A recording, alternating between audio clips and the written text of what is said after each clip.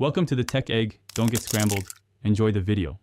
In this video, I will show how to fix Stabilitrak on GMC Terrain full guide. Start by gathering an OBD2 scanner, basic hand tools, and gloves, then park on level ground.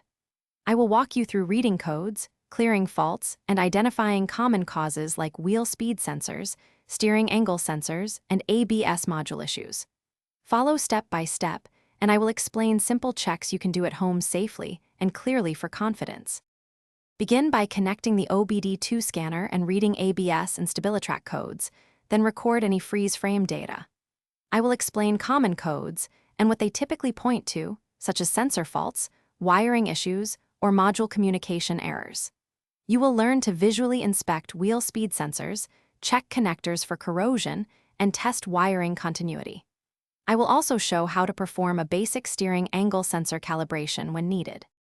I will guide you through practical repairs like replacing a wheel speed sensor, cleaning a tone ring, and repairing corroded wiring.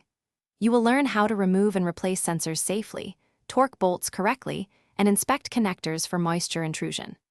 After parts are replaced, I will show the relearn steps and calibration procedures using your scanner or built-in vehicle menu.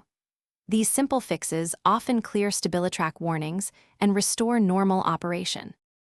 Thanks for watching. Consider subscribing if I helped unscramble your problems.